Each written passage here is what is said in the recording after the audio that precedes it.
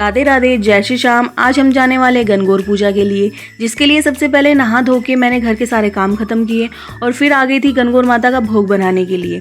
हमारे यहाँ पे गणगौर माता को खीर चूरमे का भोग चढ़ाया जाता है। कुछ लोगों के यहाँ पे गणगौर माता को जो वो गोल रिंग होती है मीठी वाली, वो भी चढ़ाते हैं। तो मैं यहाँ पे मेरा चूरमा रेडी कर रही थी। चूरमा बनाने के साथ ही साथ मैंने खीर भी बना के तैयार कर ली थी। और चूरमे की जो इस तरीके से 16 पिंडियाँ बनती है छोटी छोटी, जो गणगौर माता को चढ़ाई जाती हैं। प्रसाद तैयार होने के बाद में हम लोग तैयार होके आ जाते हैं। नीचे कैब हमारा वेट कर रही थी और हम गणगौर पूजा करने के लिए जाने वाले हैं मेरी सिस्टर की सिस्टर इन लोग के घर पे, क्योंकि मेरी दीदी की जो ननद है उनके घर पे गणगौर का फंक्शन है। और मैं थोड़ा सा लेट हो गई थी क्योंकि घर के काम और बच्चों के काम में लेट तो हो ही जाते हैं। लेकिन फिर भी जब हम उनके घर पे पहुंचे तो इतनी ज़्यादा भीड़ थी, इतनी सारी लेडीज़ पूजा करने के लिए बैठी हुई थी। और अच्छा हुआ मैं थोड़ा लेट ही गई, क्योंकि अगर मैं और थोड़ा जल्दी चली जाती तो और ज़्यादा भीड़ मिलती। जब तक मैं पहुंची थी तब तक मैक्सिमम लेडीज़ जो है वो पूजा करके जा चुकी थी और हमें आराम से पूजा करने का मौका मिल गया था।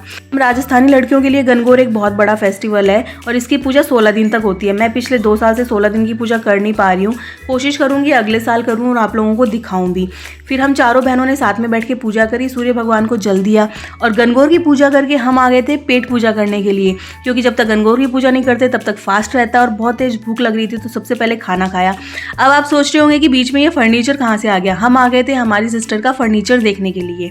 और ये देखिए खतरों के खिलाड़ी। अब हेलमेट का ज्ञान कोई नहीं देगा, क्योंकि हमें पता है हेलमेट लगाना चाहिए, लेकिन हमारे सर पे ऑलरेडी हेडलाइट लगा हुआ था, उसके साथ हेलमेट नहीं लगा सकते। जब तक घर वापस आई तब तक ये 2 पार्सल आए हुए थे, जिसमें से एक मेरी सिस्टर का था और एक ये मेरा था।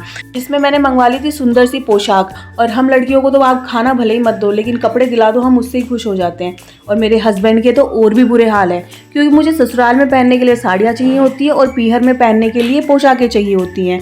और ये जो ड्रेस है ये मुझे मेरी बड़ी वाली दीदी ने दिलाई है। भगवान ऐसी बड़ी बहनें सबको दे। शाम होते होते सारी लड़कियां अपनी गणगौर को कुएं पे लेके जा रही थी और इनकी खुशी देखो कंट्रोल ही नहीं हो रही है। अगर ये 4 लोग उस जमाने में खुश हो जाते तो आज ईसर और गणगौर की लव स्टोरी कुछ अलग ही होती। अगर आपको ईसर गणगौर की लव स्टोरी पता है तो कमेंट में बताना। आप सबसे मिलूंगी नेक्स्ट व्लॉग में। राधे राधे।